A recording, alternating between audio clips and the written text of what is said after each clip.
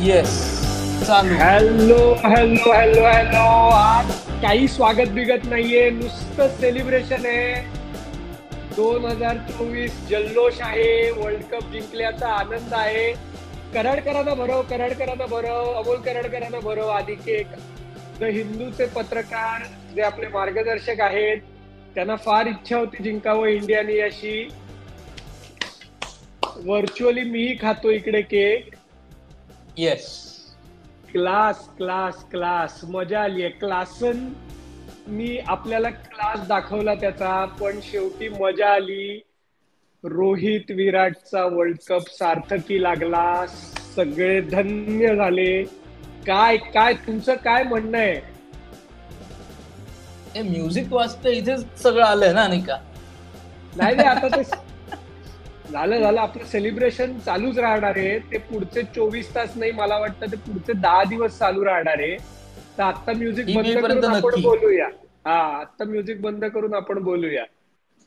Yes, आणि celebrate करायला दोन कारण आहेत. म्हणजे अर्थात सगळ्यात मोठं कारण हे की team India T20 world cup जिंकली आहे, पण त्यापेक्षा स्पोर्ट्स कट्टा हे युट्यूब चॅनल सुरू होऊन 4 वर्ष झाली आहेत. सो सोने पे सुहागाच आहे. अभिनंदन म्हणजे तुमच्या दोघांचंही. तर तुमच्या मला वाटतं त्या दोघांचे, निमित्त हा केक आपल्या होता. आणि सगळ्यांचं अभिनंदन, लोकांचे धन्यवाद की त्यांच्यामुळे 4 वर्ष आपण तग धरू शकलोय. येस आणि रोहित विराटचं धन्यवाद की ते एवढी वर्ष तग धरून होते वर्ल्ड कप जिंकण्यासाठी, आणि त्यांनी आजच वर्ल्ड कप जिंकवून दिला. सगळं असं जुळून आलंय.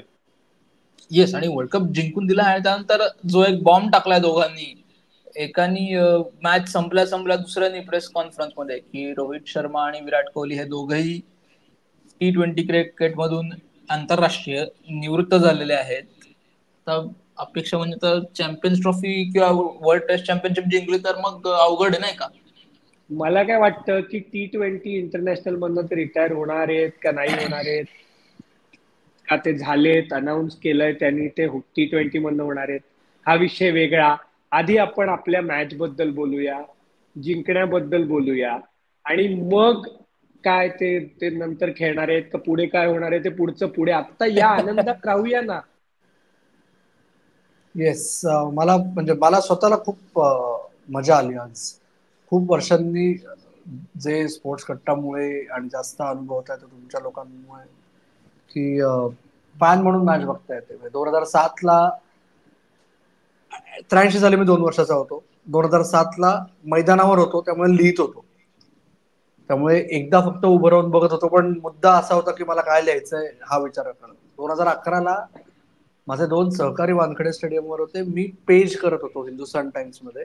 त्याच्यामुळे हेडलाईन काय करायची, कॅप्शन काय लिहायचंय, स्कोरबोर्ड संपवायचा का, या सगळ्या गोष्टी डोक्यात होत्या. यावेळेस नशिबाने विकली ऑफ होता. 2024 ची फायनल फॅन म्हणून बघायला मिळाली. त्याच्यामुळे म्हणजे असं ते निशब्द होणे, भरून येणे, ऊर भरून येणे, हे जे सगळं लहानपणी व्हायचं ना, ते सगळं परत आलं. त्यामुळे मला खूप मजा आली. हा येस, म्हणजे मी अमोल बरोबर मॅच बघत होतो. मॅच संपल्यानंतर तो 4 मिनिटं वगैरे काहीच बोलला नाही. तो शांत बसला होता, बघत होता काय चालू आहे, काय होत नाहीये. विराटची अनाउन्समेंट त्यांनी केल्यावरती असं की अरे त्याची पोस्ट करायला पाहिजे. पण काय जबरदस्त मॅच काढली. म्हणजे हे मी कॉलनीतल्या माझ्या मित्रांच्या ग्रुपवरती बोलत होतो की आतापर्यंत दक्षिण आफ्रिका सगळ्या मॅचेस ग्रुप स्टेजच्या हारेल असं वाटत होतं, पण ते जिंकले. आणि एक मॅच ते जिंकतील असं वाटत होतं, पण तिथे त्यांनी ती बॉटल केली आणि आपण मॅच काढली. म्हणजे काय बॉलिंग केली आज शेवटच्या 4 ओव्हरमध्ये. आणि मला असं बिलकुल वाटलं नाही की साऊथ आफ्रिका चोक झाली. म्हणजे येस आपण मॅच जिंकलो म्हणजे ते चोक नाही झाले. म्हणजे मला आज साऊथ आफ्रिकेसाठीही तो जो सी शब्द आहे ना, तो अजिबात वापरावासा वाटत नाहीये. भारत चांगला खेळला. शेवटच्या 5 ओव्हर ज्या प्रकारे टाकल्या गेल्या, डिकॉकला ज्या प्रकारे सेट केलं गेलं, क्लासन आउट झाला बाहेरचा बॉल मारताना, कदाचित तो एक लकचं पारडं भारताच्या याच्यात झुकलं. पण त्याच्यानंतर सुद्धा काय 30 बॉल 30 रन हव्या होत्या. म्हणजे 28 बॉल 28 रन हव्या कमीच. असताना मला वाटतं तो आउट झाला. कमीच, सॉरी 4 ओव्हर 26. हार्दिक पंड्याने त्याला आउट केलं 16 ओव्हर. म्हणजे ती बुमराची ओव्हर त्या दोघांनी खेळून काढली होती, मिलर आणि क्लासननी, आणि त्याच्यानंतर हार्दिक पंड्याच्या ओव्हरला तो आउट झाला. बरोबर ना अमोल? बरोबर, 30 बॉल 30. त्याच्या आधीच्या ओव्हरमध्ये 24 रन्स झाले आणि शेवटच्या 5 ओव्हर्स मध्ये 22 रन्स झाले. बरोबर, 30 बॉल 30 हवे होते आणि बुमरानी 4 रन दिल्या, 4 ओव्हर 26, आणि मग हार्दिक पंड्यानी क्लासनची विकेट काढली आणि तिकडे मॅच पूर्णपणे फिरली. त्या ब्रेकमध्ये ऋषभ पंतने गुलबदीन नाईबला धडा दिला की क्रिकेट टॅक्टिक्स कसे असावे. येस, म्हणजे आपण जे बोलणं झालं की बाबा त्याचं पायाचं बँडेज लूज झालं, त्यामुळे त्यांनी जो एक छोटासा ब्रेक घेतला, काय मेडिकल टाइम आउट म्हणतात त्यांच्या ह्याच्यात, म्हणजे आता हळूच विम्बल्डन चालू होणार हा खेळ टाकायला हरकत नाही, पण ज्या प्रकारे तो 2 मिनिटाचा ब्रेक झाला, तिथे कुठेतरी ते मोमेंटम शिफ्ट झालं किंवा गेम स्लो डाऊन करायची गरज होती, ते केलं. ते सूचना त्यावेळेला इतकं क्रिटिकल आहे, ते आपण बोललो ते फारच, म्हणजे ते गुलबदन नाईकला सिम्युलेशनचं येलो कार्ड नक्कीच आहे. पण एक सिन्सिअरली सांगतो, म्हणजे जी मला अख्खी स्पर्धा भीती वाटत होती ना, वारंवार बोलून दाखवली मी तुमच्या स्पोर्ट्स कट्टा प्लॅटफॉर्मवर, तर या सामन्यात ते झालं की पॉवर प्ले वाईट जाणे, पॉवर प्ले मध्ये झोपडी होणे, ते झालं. 2 तुमचे जे हुकमी हुक्के गोलंदाजांपैकी, त्या दोघांपैकी एकाने सपाटून मार खाल्ला, तरीही बाकी सगळ्यांनी ती मॅच भारताला तारून नेलं. प्रेशरमध्ये ज्या ज्या गोष्टी करणं अपेक्षित होत्या सगळ्या केल्या. त्याच्यामुळे परत तेच, म्हणजे आपण ओव्हर सिम्प्लिफाय करायचं म्हणलं तर विजयाचा शिल्पकार बुमरा, दुसरं कोणीच नाही. विजयाचा शिल्पकार सूर्या, त्या कॅच बद्दल दुसरं कोणीच नाही असं सगळेजण म्हणतील. पण तुम्ही बघा, रवींद्र जाडेजाचा रोल सुद्धा त्यांनी रोल प्ले केला. ओके, असं नाहीये की भरीव कामगिरी झाली नसेल, पण नाहीतर रवींद्र जाडेजा, शिवम दुबे, अर्थात विराट कोहली, सगळ्यांनी स्वतःचं काम चोख बजावलं. त्याच्यामुळे नाही, या सगळ्यांमध्ये तू अर्शदीपला विसरलास. म्हणजे हार्दिक पंड्या तर आहेत, पण अर्शदीपचा स्पेलही तितकाच महत्वाचा होता. येस, म्हणजे अर्थात, म्हणजे ज्या प्रकारे त्यांनी ती क्रिटिकल ओव्हर टाकली 19वी, जिथे कुठेतरी रन्स रोखणं, म्हणजे 19वी ओव्हर बऱ्याचदा मॅच मध्ये कुठल्या बाजूला मॅच देणार हे ठरवते, जे आपण प्रत्येक वेळी बघतो IPL मध्ये म्हणा, कुठल्याही नॉर्मल T20 गेम मध्ये. ते त्यांनी करून दाखवलं. किती ओव्हर त्यांनी कडक टाकली, शेवटच्या ओव्हरला आय थिंक 16 रन हव्या होत्या आणि तिथे ते मॅच फिरली. म्हणजे मी परत तेच मित्रांचा देतो की मी 2 ओव्हर 15 रन जरी डिफेंड करायचं असेल तरी करू शकलो असतो, पण सुपर. आणि म्हणजे आपण अर्थात सगळेजण सेलिब्रेशनच्या मूडमध्ये, म्हणजे तर स्पोर्ट्स कट्टा ला तुम्ही काय सेलिब्रेशन केलं, त्याचे व्हिडिओज असतील, फोटोज असतील, ते तुम्ही ऑफकोर्स पोस्ट करणार असाल सगळीकडे, त्याच्यात स्पोर्ट्स कट्टाला टॅग करा. तर ते एक मुद्दा आहे. पण मॅच बद्दल बोलण्यासारखं एक आहे की रोहित शर्मा म्हटला, राहुल द्रविड म्हटला, हे दोघंही म्हटले की विराट कोहलीनी फायनलसाठी एक शेवटची इनिंग हे करून ठेवली आहे, आणि मॅच कुठल्या बाजूला जाते याच्यावरती ती इनिंगचं भवितव्य ठरणार होतं, की बाबा तो स्लो खेळला का त्याची इनिंग त्यांनी व्यवस्थित पेस केली, आणि ते त्यांनी झालं. म्हणजे ज्या प्रकारे शेवट गोड झाला त्यानुसार त्याची inning super match winning inning ठरली. तर आदित्य, तू त्याची इनिंग कशी बघतोस? कारण स्ट्राईक रेट हा परत कळीचा मुद्दा आहे, 48 बॉल 50.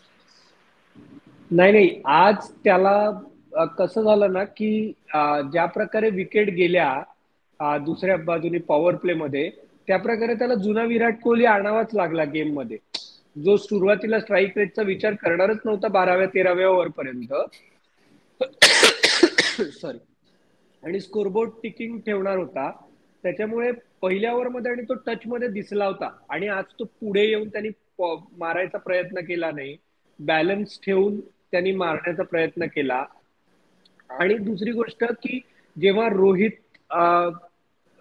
पंत आणि सूर्यकुमार हे तिघही आउट झाले 4थ्या-5व्या ओव्हर पर्यंत, त्यावेळी त्याला हे माहितीच होतं की आता 12व्या-13व्या ओव्हर पर्यंत आपल्याला बॉल हवेत मारायचा नाहीये, आणि ते भारताला पथ्यावरती पडलं. आणि अक्षर पटेल हा खरं तर आजचा बॅटिंग मधला MVP होता. त्यांनी विराट कोहलीला अलाउ केलं की विराट कोहलीला विराट कोहली सारखं खेळू दे, कारण तो हवी तेव्हा 6 काढून देत होता आणि आपण 7.5-8च्या रन रेटनी जात होतो. त्याच्यामुळे विराट कोहलीला जशी इनिंग खेळायला आवडते, जशी इनिंग पेस करायला आवडते, तशी त्याला पेस करता आली आज इनिंग. त्याच्यामुळे आपल्याला रिझल्ट दिसला. आज काही स्ट्राईक रेटचा विषयच नव्हता, 3 विकेट गेला होती, कारण तो तेव्हा आउट झाला असता तर हेच टार्गेट 150 आलं असतं. येस. नासिर हुसेन म्हणला मिड इनिंग्स ब्रेक मध्ये की मॅचच्या निकालावर ठरेल की विराट कोहलीचे इनिंग महान आहे का 37 डॉट बॉल्स भारताला महाग पडले. तेवढा एकच मुद्दा होता, पण परिस्थितीनुरूप स्वतःचा गेम बदलणे आणि जसं आपण मॅचच्या आधीच्या तुमच्या लाईव्ह मध्ये म्हणलं होतं की हे अखेर विराट कोहलीला सुटेबल पिच होतं, IPL सारखं पिच होतं जिकडे तो त्याला वेळ देऊ शकत होता. इथे परिस्थितीमुळे त्याला पर्यायच होता. एकच मुद्दा मला असं वाटला की टॅक्टिकली रोहित शर्मा म्हणा, राहुल द्रविड म्हणा, थोड्याफार चुका झाल्या, पण त्या इंडिव्हिज्युअल ब्रिलियन्स नंतर झाकल्या गेल्या. म्हणजे अक्षर पटेलला कदाचित अक्षर 4 ओव्हर पटेल पाठवलं असेल तर सूर्याच्या जास्त आधी पाहिजे. यायला हवा होता. एक्झॅक्टली. बॉलिंग चेंजेस मध्ये 4 ते 14 पॅसेज मध्ये काही गोष्टी सरप्राइझिंग मध्ये त्यात लिमिटेशन्स होत्या, कारण स्पिनर्सच्या 8 ओव्हर्स कधी टाकायचा हा मुद्दा होता. त्याच्यामुळे ते सगळं शेकलं असतं, पण हाच फरक असतो ना, म्हणजे होत्याचं नव्हतं करणे हाच चॅम्पियन्सचा हॉलमार्क असतो किंवा उलट. त्याच्यामुळे ते सगळं भारताच्या दृष्टीने जुळून आलं, त्यामुळे मजा आली. कारण अर्शदीपने जी क्विंटन डिकॉकला ओव्हर टाकली ती पण सरप्राइझिंग होती, कारण अर्शदीप नेहमी शेवटच्या 2 ओव्हर डेथ मध्येच टाकतो, पण त्यावेळी ते डेस्परेशन आलं होतं कदाचित की विकेट हवीच आहे. बुमराला तर नाही टाकता येणार आता, कारण बुमरा नंतरसाठी हवाच आहे, म्हणून मग अर्शदीपचा फासा टाकला गेला आणि तो बरोबर पडला. म्हणजे तो पण ब्रेव्ह डिसिजन होता अर्शदीपला, कारण त्या ओव्हरमध्ये विकेट मिळाली नसती तरी ते बॅकफायर होणार होतं. म्हणजे तू म्हणालास तसं की काय, म्हणजे फॉर्च्यून फेवर्स दी ब्रेव्ह, त्याच्यामुळे ती रिस्क घेतली. डिकॉक आउट झाला आणि मिलर आत आला, त्याच्यामुळे रिस्क घेतली, ती पे ऑफ झाली. असं झालं. म्हणजे हेच जर का आता आपण उलट्या शिव्या घालत असतो जर का हरले असते तर, पण आता जिंकलेले आहेत. त्याच्यामुळे हे सगळ्या गोष्टी कशा बरोबर होत्या हे दिसतंय. पण मॅच झाल्यावरती म्हणजे, आणि सूर्याचा कॅच हा म्हणजे आपण तू तर 2 वर्षाचा तरी होतास, मी तर तेव्हा नव्हतोच 83 साली. जे आपण वाचलंय, जे फुटेज बघितलंय, म्हणजे कपिल देवचा विवियन रिचर्ड्सचा पकडलेला कॅच ते डिफायनिंग मुवमेंट म्हणतात 83च्या वर्ल्ड कपच्या फायनलची. मिलरचा सूर्याने पकडलेला कॅच हा तसाच लक्षात ठेवतील सगळेजण. मला थोडस डाऊन प्ले करायचे ते मोमेंट. मी त्याचं स्किल्सच्या बाबतीत प्रश्नच नाहीये, त्यावेळेचं जे प्रेशर होतं ना त्याला त्याहून पर्याय नाहीये. त्या प्रेशरच्या दृष्टीने कपिल देव आणि रिचर्ड्स मला मान्य आहे. हे दिसायला खूप स्पेक्टॅक्युलर दिसतं अशा पद्धतीचा कॅच. आपण आता विसरतो की गेली 10 वर्ष तरी अंडर 19 पासून प्रत्येक प्रॅक्टिस ड्रिल मध्ये या कॅचेसनी शेवट होतो. प्रत्येक खेळाडू Yes. 15-20 फक्त आंतरराष्ट्रीय नाही. त्याच्यामुळे याची सवय आहे या मुलांना आता. पण तरी त्या प्रेशरमध्ये तेवढ्या प्रिसाइजली मार्जिन ऑफ एरर किती कमी होतं आपण बघितलं. त्याच्यामुळे तिथे ते स्वतःचं भान राखून तो झेल, आधी पाय लागू न देणं, मग तो बॉल हवेत उडवणं, मग बाहेर जाऊन परत आत येऊन बॉल पकडणं, आणि मग सगळ्यांना धाकधूक होती. कारण ते 2016 T20 वर्ल्ड कप मधले जाडेजाचे सिमिलर गोष्ट झाली होती. 2019 वर्ल्ड कपच्या मध्ये ट्रेंट बोल्टची महत्वाच्या ट्रेंट सामन्यात तीच बोल्टची गोष्ट झाली होती. फायनलला.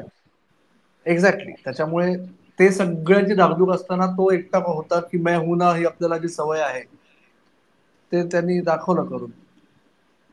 ऍब्सोल्युटली. म्हणजे ज्या प्रकारे तो कॅच नंतर ते मोमेंटम शिफ्ट झालं ना, म्हणजे तो ती 6 गेली असती तर ती मॅच डेव्हिड मिलरनी काढली असती. म्हणजे डेव्हिड मिलरला इंडियन बॉलर्सना खेळायचा अनुभव आहे, त्याला काय करायचं हे माहिती, त्याचा अनुभव आहे, आणि त्यांनी तिथं ती मॅच काढली असते. म्हणजे परत आपण हेच म्हणतो की इन द हाइंडसाइट आपण सगळ्या गोष्टी बघू शकतो की त्या हे झालं असतं ते झालं असतं. मी आता काहीतरी म्हणणार होतो मुद्दा, मी कुठला तरी शाउट आउट देणार होतो, पण मी विसरलो. म्हणजे तर सूर्या बद्दल बोलतोच आहोत, तर सूर्याचे जे कोच आहेत अशोक अस्वल, तर त्यांचा आपण 2023 वर्ल्ड कपच्या तेव्हा इंटरव्ह्यू केला होता. तो व्हिडिओ जर तुम्ही अजून बघितला नसेल तर तो तुम्ही नक्की बघा की सूर्या कसा घडला, की आज तो ज्या पोझिशनला आहे त्या पोझिशनला तो का आहे. आणि हा मला मुद्दा आठवला की आता सेलिब्रेशन बद्दल आपण बोलतोय, तर तू 2007चं सेलिब्रेशन जवळून बघितलंस, तर ते सेलिब्रेशन काय होतं आणि आता 2024 सेलिब्रेशन काय असणार. तर अर्थात गोष्टी इतक्या बदलल्यात की पहिली गोष्ट प्रत्येक जण आपल्या फोनवरती फेस टाइम आणि व्हॉट्सअपवरती असेल, पण 7चं सेलिब्रेशन काय होतं. 7चं सेलिब्रेशन जेवढ्या सांगता येतील तेवढ्या गोष्टी सांगतो. की म्हणजे अल्टिमेटली सामना संपून संघ निघेपर्यंत 2.5 ते 3 तास झाले होते. त्याच सुमारास आमचं काम संपत आलं होतं आणि दक्षिण आफ्रिकेत असं होत नाही की पटकन निघा, कारण तिकडे सिक्युरिटी कन्सर्न्स वगैरे स्पेशली जोबर्टमध्ये बरेच असतात. त्यामुळे मग मैदानाबाहेर येऊन टॅक्सी कॉल करून निघून आम्ही फायनली जेव्हा टी होटलवर पोहोचलो तेव्हा एक 2-1 हजार लोक हॉटेलच्या बाहेर असतील. कारण का दक्षिण आफ्रिकेत सगळीकडेच होतं भारतात, पण तेव्हा लिमिटेड असायचं. तेव्हा इंग्लंड नंतर ऑस्ट्रेलियापेक्षा जास्त सपोर्ट दक्षिण आफ्रिकेत असायचा भारताचा. कारण का तिकडे ते मेरी मिट्टी की खुशबू व्हायची. पिढ्यानपिढ्या दक्षिण आफ्रिकेत राहिलेल्या लोकांना पण भारत प्रेम उचंबळून येतो तसा प्रकार असतो. 2-1 हजार लोक होती. आत गेलो, 3 बस जस्ट आली होती. ती 5 स्टार हॉटेलची लॉबी हे रोड साईड धाब्यासारखी झाली होती की कोणी कुठेही नाचत होतं, ढोल वाजत होते, भांगडा नाचत होते लोक.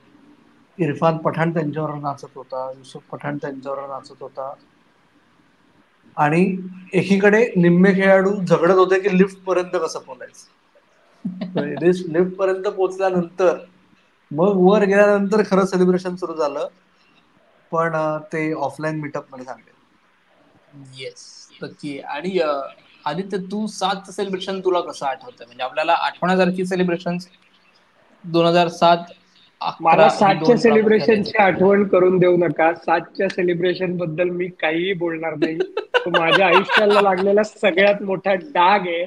मी त्या दिवशी इंडियातच नव्हतो, त्याच्यामुळे आपण 2007च्या पण सेलिब्रेशन होतास कुठे? बद्दल बोलू नकोय. जाऊ दे, मी होतो बालीला. त्याच्यामुळे बालीला माझे सगळे मित्र मला त्याच्यावरून गणेश अजूनही मंदिरांमध्ये. भयंकर चिडवतात. आणि काय, जाऊ दे, म्हणजे मी म्हणूनच म्हणतोय की 2007 ची आठवण मला नका करून देऊ. मला अतिशय आनंद आहे. मी त्या मॅचचे रिपीट 100 वेळा बघितलेलं आहे, पण ती मॅच बघायला मी इकडे नव्हतो. मग 11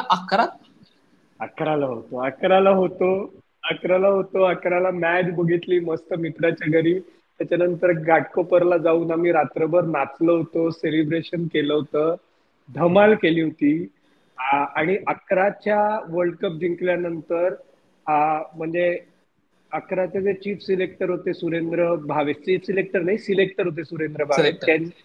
सिलेक्टर होते सुरेंद्र भावे. ते वानखेडेची मॅच जिंकल्यावरती बाहेर कसे पडले, काय पडले, त्या काय काय मजा झाल्या त्या पण त्यांनी आपल्याला एपिसोड मध्ये सांगितलेल्या आहेत. त्या पण तुम्ही बघा. म्हणजे सिलेक्टर्सनाही स्टेडियम मधनं हॉटेलपर्यंत चालत जायला लागलं होतं. आणि त्यांना काही टॅक्सी किंवा काहीही मिळालं नव्हतं, कारण आमच्यासारखे लोक होते. आम्ही घाटकोपरला गेलो होतो सगळे, अख्खी दुनिया मरीन ड्राईव्हला गेली होती. 2011चंही तसंच आहे. मला आज खात्री आहे की 2024लाही मरीन ड्राईव्ह वरती तशीच परिस्थिती आहे. घाटकोपरचे तर व्हिडिओ मला ऑलरेडी आलेत. FC रोडचे व्हिडिओ पुण्याचे आपल्याला ऑलरेडी आलेले आहेत. सगळीकडे सेलिब्रेशन येस. चाललंय, सगळीकडे उत्साह आहे. म्हणजे तुमचे जे काही व्हिडिओ असतील ते तुम्ही आम्हाला नक्की पाठवा, त्यात आम्हाला टॅग करा, ते आपण आपल्या ह्याच्यानं रिपोस्ट करू. कारण अर्थात माहोल जल्लोषाचा आहे. पुढच्या पण मुद्द्याकडे येताना ज्या जल्लोषाचा माहोल आपल्या सुपर सिलेक्टर या कॉम्पिटिशनच्या बाबतीतही किती आहे ते आपल्याला उद्या, म्हणजे ते आपल्याला लवकरच कळेल जेव्हा आपण आता फायनल येस, रिझल्ट पब्लिश करू. रोज नंबर 1 ते नंबर 21 चे आकडे बदलत होते. आज आम्ही रोज नाही, मित्रांबरोबर मेजॉरिटी म्हणजे अभिज 11 जी टीम होती त्याला मानला पाहिजे. त्यांनी पण आज आम्ही अर्ध्या वेळात त्यांनी लीड केलंय. मित्र बघत होतो मॅच, तेही मला विचारत होते की अरे जरा बघ ना काही अपडेट होतोय का स्कोर. मी काल 17 नंबरला होतो, मी राहतोय 21 मध्ये का 10ला जाणार आहे. तर ते पण आता आपण लवकरच अनाऊन्स करू. पण येस. त्याची सगळ्यांनी वाट बघा. त्याच्यामध्ये ते आम्ही सगळ्यांना टॅग करू. पण हा अमोल, म्हणजे हे राहुल द्रविड साठी, सॉरी बोल मग मी पुढचं बोल. नाही, मी तेच म्हणलं होतो सुपर सिलेक्टरच्या बाबतीत की हे सुपर सिलेक्टर वगैरे माझ्यासाठी अत्यंत नवीन आहे. मी असं कुठलाही हे करत नाही. मी टुक्का लावून टीम लावलेली होती. त्यामुळे माझं विनंती आहे की सूर्यकुमार यादवला बोनस पॉईंट द्यावेत कॅश बद्दल. बाकी काही नाही. तो माझ्या टीम मध्ये होता. बाकी ठीक आहे. पण येस, राहुल द्रविड टॉपच्या अर्थात. विनरचे जेवढे राहुल पॉईंट द्रविड आहेत त्याच्या 25% बोनस पॉईंट मला दिले तरी माझी टीम जिंकत नाही. त्याच्यामुळे मला काय आता त्या बोनस पॉईंट मध्ये इंटरेस्ट नाही. सगळं सगळं मेरिट वरती होईल त्याच्यामुळे. येस. पण अर्थात राहुल द्रविड बद्दल जितकं बोलू तितकं थोडं, म्हणजे अर्थात इंटरनेट फ्लडेड होतं या ह्याच्याने की 2007चे राहुल द्रविडचा फोटो तो असा डोळ्यात पाणी आणून बसलेला आहे की यार पहिल्याच राऊंडला बाहेर गेलो, पण त्याच ठिकाणी बार्बेडोस मध्ये आपण वर्ल्ड कप जिंकला. म्हणजे एक कोइन्सिडन्स हा आहे की 2007 मध्ये ऑस्ट्रेलियाने अनबिटन वर्ल्ड कप कॅम्पेन केला होता, ज्याची फायनल बार्बेडॉसला झाली होती, आणि तेच रिपीट भारताने केलेलं आहे. तर पण राहुल द्रविड बद्दल आपल्याला तू 9 मार्क दिलेलेच आहेस ऑलरेडी त्याला, तर 9.5 करणार आहेस का काय? नाही, हीच गंमत आहे. टुर्नामेंट जिंकणं, राहुल द्रविडने स्वतःच सांगितलं की भारतीय फॅन्ससाठी अल्टिमेटली तुम्ही किती जिंकता टायटल त्याच्यावर तुमचा सक्सेस आणि फेल्युअर ठरतं. आणि ते मी समजू शकतो फॅन्सच्या पर्स्पेक्टिव्हनी. मुद्दा असा आहे की ही T20 वर्ल्ड कपची स्क्वॉड अनाऊन्स झाली तेव्हा ह्या 15 मध्ये कसा दम नाही, कसा बायस आहे एका खेळाचा, एका संघाचा, IPL मधल्या एका कोचचा किंवा एका लॉबीचा, तर ते भारतीय संघाची लॉबी किती स्ट्रॉंग आहे हा विचार करून तो संघ निवडला होता, असं आता तरी तुमच्या फॅन्सना समजेल. मुद्दा असा आहे की राहुल द्रविडच्या बाबतीत तुम्हाला एक किस्सा सांगतो. तो जो बार्बेडोसची फायनल म्हणलात आणि मगाशी आपण 2007ची रोहित शर्माची फायनल म्हणलो, त्याच्यामध्ये बेलफास्टमध्ये रोहित शर्माने डेब्यू केला राहुल द्रविडच्या कर्णधार पदाच्या अधिकारी. त्याच्यानंतर इंग्लंडमध्ये, म्हणजे आधी स्कॉटलंड विरुद्ध 1 वन डे आणि इंग्लंड विरुद्धच्या 7, त्याकरता रोहित शर्माला थांबवून घेतलं राहुल द्रविडने. आणि सुदैवाने ती माझी क्रिकेट पत्रकार म्हणून पहिली ओव्हरसीज टूर होती की आधी इंग्लंडमध्ये वन डेअर्स करता, तिकडून वर्ल्ड कपसाठी साऊथ साऊथ आफ्रिका. आफ्रिकेत. तर तेव्हा एका प्रेस कॉन्फरन्समध्ये राहुल द्रविडला विचारलं होतं आम्ही की रोहित शर्मा सारख्या तरण्या बांड खेळाडूला इथे मॅच तर मिळणार नाहीये, तर काय करेल. तो म्हणला हे त्याच्यावर आहे का, हे 4 आठवड्याचा उपयोग कसा करायचा, आमची अशी इच्छा, आशा, या सगळ्या गोष्टी आहेत की पुढच्या वेळेस जेव्हा केव्हा तो इंग्लंडला येईल तेव्हा त्यांनी एक शब्द वापरला होता, तो तेव्हा 2007 साली राहुल द्रविडच वापरू शकत होता की ही can go back to his memory bank and then figure out how to play on a particular pitch at a particular venue. Okay, तर हा पुढचा विचार करून ते तेव्हा राहुल द्रविडने घडवून आणलं होतं. आणि आता हे अगदी चपखल आहे की राहुल द्रविडचा कोचिंग टेन्युअरचा शेवटचा दिवस त्यांनी आणि रोहित शर्मानी एकमेकांच्या गळ्यात गळे घालून ती ट्रॉफी उचलून आक्रोश, म्हणजे विजयी आक्रोश आणि विजयी किंकाळ्या फोडून केला. हे अत्यंत फिटिंग आहे. म्हणजे याच्यापेक्षा जास्त serendipity coming like a full circle, आता याला सगळे मराठी मला आता पटकन सुचत नाहीये, त्याला काय म्हणजे गंमत आहे. नाही, येस. पण हे रोहित 2007, आता आपण 2024 ला आहोत, 17 वर्ष झाली. म्हणजे तुझ्यासाठी ती पहिली ओव्हरसीज टूर होती. मी तर नंतर पत्रकारितेतून लाथ मारून मला बाहेर काढलं, त्यामुळे बाहेर फेकला गेलो काही वेगवेगळ्या कारणांमुळे. पण 2006 साली निर्णय तेव्हा चुकला का जेव्हा बरोबर आला? 2006 साली जेव्हा रोहित अंडर-19 वर्ल्ड कपला श्रीलंकेला गेला होता, रोहित, पुजारा, हे सगळे, त्या जडेजा, हे सगळे जण त्या टीम मध्ये होते. तेव्हा बी रोहितला 2006 साली भेटलो होतो. तेव्हा बी वेगवेगळ्या मॅचेस बघितल्या होत्या रोहितच्या, वेगवेगळ्या स्टेडियम वरती जाऊन. जेव्हा तो आधी पयाड्डेसाठी खेळायचा, नंतर तो म्हणजे मुंबईसाठी रणजी केला, जेव्हा त्यांनी ती ब्रेबॉनला 6 मारून ती काचबीज फोडली होती. तेव्हा म्हणजे तिथपासून, म्हणजे 2007 साली त्याला जेव्हा पहिला वर्ल्ड कप मध्ये धोनीनी मास्टर क्लासला देऊन चान्स दिला, धोनीनी दिनेश कार्तिकला बसवून रोहित शर्माला चान्स दिला, आणि त्याच्यानंतर त्यांनी साऊथ आफ्रिकेविरुद्ध जी महत्वाची खेळी केली आणि नंतर फायनलला पाकिस्तान विरुद्धची जी खेळी केली, तिथपासूनचा रोहित शर्मा ते आता 2023ला रात्री 19 नोव्हेंबरला झोपू न शकलेला, ते आत्ताचा 29 जूनचा रोहित शर्मा, हे सगळं म्हणजे असं म्हणजे कारण म्हणजे कसं होतं म्हणजे एकतर आपण म्हातारे झालोय की बघा एखाद्या खेळाडूची पूर्ण म्हणजे 17 वर्षांची जर्नी आपल्या समोर आहे, हेच मला खूप म्हणजे आता काय म्हणता येईल त्याला, हेच म्हणजे तुझे काय coming to full yes, circle वगैरे काय जे म्हणाला वर्तुळ पूर्ण तसं होणे. मला हा वर्तुळ पूर्ण होणे तसं मला जेन्युअनली वाटलं. म्हणजे येस, म्हणजे तू पर्टिक्युलरली जे म्हटलास रोहितच्या की बाबतीत. रोहित हा शर्माच्या बाबतीत जे म्हटलास त्याच्याला आठवणी, तर रोहित शर्मा कसा घडला त्याच्या आठवणी स्पोर्ट्स कट्टावर त्याचे जे कोच आहेत दिनेश लाड त्यांनी मारलेले आहेत. किंवा म्हणजे आता शेवटाकडे येताना अर्थात हे संयुक्तिक ठरेल की रोहित आणि विराट बद्दल बोलून शेवट करावा. तर दिल्ली क्रिकेटचं पाणी काय, म्हणजे विराट ज्या शहरातून येतो, म्हणजे जर तो मुंबईत स्थायिक आहे तरी मूळचा दिल्लीचा आहे. दिल्ली क्रिकेट मध्ये असं काय आहे की ज्याच्यामुळे विराट सारखा खेळाडू घडतो. तर त्याचा विजय लोकापल्लीचे ज्येष्ठ पत्रकार आहेत त्यांचा एपिसोड आहे, त्याच्यात त्यांनी रिषभ पंत बद्दलच्या हे सांगितलंय की तो ज्या प्रकारे त्यांनी कमबॅक केला दिल्लीसाठी. ते दोन्ही एपिसोड तुम्ही नक्की बघा, ते डिस्क्रिप्शन मध्ये त्याच्या लिंक आम्ही देतोच आहोत. पण मला वाटतं की हे कुठेतरी writing was on the wall की this would eventually turn out to be the last match.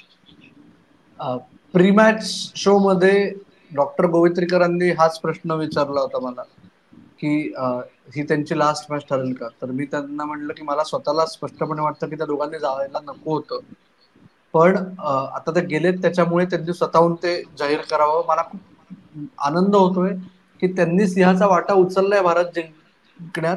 आणि गोवित्रीकरांनी विषय काढला होता की त्याच्या आधीची आपण उदाहरणं बघितली आहेत, ते जे झालं नाही की त्या वेळेला ती गोष्ट होणं, त्याच्यामुळे मोठे पण अजून वाढतं हे त्यांना माहिती आहे. आणि ते खरंच ते एक पाऊल पुढे आहेत भारतीय क्रिकेटमध्ये. त्या दोघांनी दाखवून दिलं की लगेच जाहीर करून की याच्याकरता आलो होतो, हे काम झालं, विषय संपला, पुढे चला. येस, म्हणजे एक त्यांचा जो फोटो आहे दोघांचा एकमेकांना मिळतो तो इतका तिथे चपकल बसतो त्या वेळेसाठी, त्या क्षणासाठी की तोच या एपिसोडचं थंबनेल हवंय आपल्याला, बस बाकी काही नाही. आणि शेजारी कप येस, घेतलेले हे 2 फोटोज आपल्याला डन हवेत, बाकी काही नको एपिसोड डन मध्ये. डन, हे आपण नक्की आणि आपण करूयात हा आदित्य. एपिसोड शेवट करण्याच्या आधी जसप्रीत बुमरा बद्दल आपण बोललेलो नाही आहोत. हे म्हणजे हा अन्याय आहे त्याच्यावरती आपण केलेला. म्हणजे त्यांनी अन्याय नाहीये, म्हणजे म्हणजे बोलण्यासारखं काही नाहीये. काय बोलायचा हा प्रश्न आहे. नवीन काय बोलायचं नाही म्हणजे उल्लेख म्हणजे काय म्हणजे उल्लेख. येस, 30 बॉल उल्लेख 30 म्हणजे रन हव्या, 30 बॉल 30 रन हव्या होत्या, तरी सुद्धा साऊथ आफ्रिकेला जिंकायचा कॉन्फिडन्स नव्हता. आपल्याला जिंकायची अंधुक आशा होती. त्याचं एकमेव कारण तो माणूस होता. आणि मॅन ऑफ द गंमत बघा सिरीज. ना, म्हणजे प्लेअर ऑफ द टुर्नामेंट वगैरे म्हणजे ते गिवन होतं. जरी भारत अंतिम सामना हरला असता तरी तोच होणार होता. त्याची स्पर्धा बघा काय पद्धतीची झाली आहे.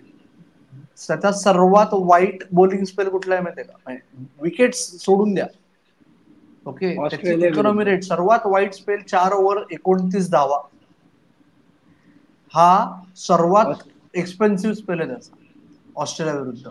आणि जसप्रीत बुमराहच्या स्टाईलमध्ये तेव्हा काही लोक मला म्हणली होती की जसप्रीत बुमराहच्या स्टँडर्डनी त्याचा एक खराब सामना होऊन गेलाय का.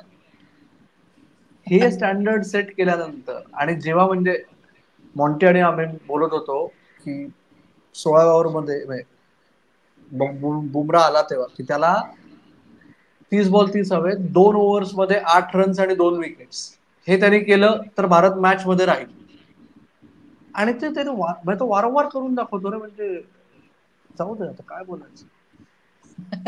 हा म्हणजे नाही रे. अमोल जे म्हणतो की बुमरानी बुमरा करणं किंवा एखाद्या खेळाडून एखादा खेळाडू करणं, ते बुमरा करून दाखवतो. म्हणजे इट इज गिव्हन. सेल्यूट नाही, पण तरी सुद्धा सल्यूट. सेल्यूट. येस, या एवढ्या प्रेशर मध्ये अशा प्रकारे करणं काही म्हणजे प्रश्नच नाही. म्हणजे आपण ही चर्चा त्याच्याशिवाय संपवणं चूक झाली असते. हा म्हणजे जर का त्याची जी पत्नी आणि प्रेझेंटर आहे संजना गणेशन, तिने विचारलं असतं की व्हॉट्स फॉर डिनर, तर त्यांनी नक्कीच सांगितलं असतं की champagne and a world cup trophy.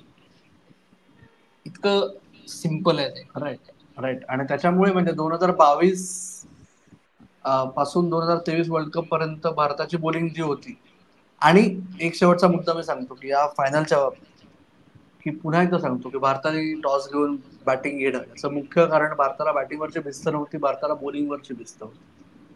की अख्खी स्पर्धा ही बॉलर्सने आणलेली आहे बॅटर्सपेक्षा जास्त, कारण त्यांना माहिती आहे की जर 10 रन्स कमी पडले, जे पाकिस्तान विरुद्ध झालं, जे इथे फायनलमध्ये झालं, की 10 रन्स कमी पडल्या तरी बॉलर्स तारून नेतील. त्याच्यामुळे चेस करून फ्लॅट कंडिशन झाल्यानंतर जास्त ते रिस्की होतं. त्याच्यामुळे बॉलिंग युनिट म्हणजे बुमरा ॲज द लीडर, तू अर्शदीपचं नाव घेतलंस, सिराज एकटा फक्त लीग स्टेजमध्ये खेळला, पण या बॉलिंग युनिटला पर्याय नव्हता. आणि अर्थात जे हार्दिक पांड्याचं तेवढंच मला वाटतं की कौतुक. आता लोक म्हणतील त्याचं जे सेलिब्रेशन आहे की हे जे आहे की तो त्याने एक फोटोही आलेला आहे की पिच वरती वर्ल्ड कप ट्रॉफी आणि ही जस्ट श्रगिंग हिज शोल्डर. तर ज्या प्रॉब्ली मेंटल स्पेस मधून तो आला की सीझन आयपीएलचा ज्या आपण प्रकारे हे गेला आणि त्यानंतर त्यांनी जे काम केलंय ना त्याच्यासाठी जिद्द लागते. म्हणजे आय थिंक तूच त्याचा किस्सा सांगितलायस कुठेतरी की कसा सिच्युएशन मधून तो पुढे आलेला आहे. तर कुठल्या एपिसोड मध्ये सांगितलं आठवत नाही, पण शोधायला लागेल आपल्याला. नाही, पण आपण हे खूप वेळा बोललोय की आपल्या त्या अख्ख्या एवढ्या भारत देशात ना आपल्याला ऑलराऊंडर साठी 4 ओव्हर आणि महत्वाच्या नंबरवरती बॅटिंग करणारा त्याच्या लेवलचा एकही ऑलराऊंडर आपल्याकडे नाही. It is as simple as that. Yes, done deal आहे मला वाटतं की हीच सगळ्यांनी ती एन्जॉय करा. आता हा क्षण. हा रविवार, उरलेला रविवार, हा आठवडा लोकांचा त्या म्हणजे आनंदात आता वनडे एन्जॉय ब्लूज करा. चांगले असतील लोकांसाठी. आणि मला असंही वाटतंय की मंकीज ऑफ दी बॅग आता आपण पुढच्या 4 आयसीसी टुर्नामेंट मधल्या किमान 2 किंवा 3 टुर्नामेंट जिंकू. कारण आता ते जे बर्डन होतं ना एवढ्या वर्षांचं ते गेलेलं आहे. त्याच्यामुळे आता आपण नक्की अजून 1 किंवा 2 आयसीसी ट्रॉफी सुद्धा नक्की जिंकू. केक इथून तुला डंजो होतोय का बघतो आता या वेळेला. Yes yes yes. नाही नाही, बघ तू, मी तुम्हाला पाठवतो केक उद्या परत अजून एक. येस, तर मला वाटतं हीच वेळ हाच तो क्षण. परत एकदा जल्लोष 2024 तुम्हाला स्क्रीनवर दिसतंय, माहोल त्याचाच आहे. विराट आणि कोहलीला हॅट्स ऑफ, त्यांचं ज्या प्रकारचं इन्क्रेडिबल क्रिकेट करिअर आहे T20 मधलं. राहून राहून त्यांचा जो व्हिडिओ ना एकमेकांची पाठ राखण करताना की रोहित म्हणतोय की तुम्ही विराटला ड्रॉप करणार का आणि विराट म्हणतोय तुम्ही रोहितला ड्रॉप करणार का, ते दाखवून दिलं त्यांनी की एकत्र अनाउन्समेंट करून की अमुचा आणि रामराम घ्यावा आणि रोहित आणि शर्माने आपण हार्दिक आता रामराम घ्यावा. पंड्याला येऊन किस केलं इंटरव्ह्यू देत असताना. हे तुम्ही बघितलं हा, का मॅच हो हो. संपल्यावरती? ते हा. तुम्हाला मुंबई इंडियन्स वाल्यांना समजायला पाहिजे. अरे आज एन्जॉय करूया. आज सगळे एकत्र होते, देशासाठी खेळत होते. खरंय. आज आता जाऊ दे. आता आज आज आपण एन्जॉय करूया. येस, तर पण मला वाटतं हीच ती वेळाचं क्षण की आता रामराम घ्यावा. तर आजचा हा भाग कसा वाटला वगैरे हे सगळं कळवालच, पण जल्लोष करत राहा, मजा करूयात. वीकेंड अजून रविवार बाकी आहे, सोमवारची चिंता नंतर करूयात. तर आता आम्ही थांबतो, तुम्ही मात्र ऐकत राहा, बघत राहा, आणि आमची वाट पाहत राहा. पाहत राहा. धन्यवाद. धन्यवाद. एन्जॉय.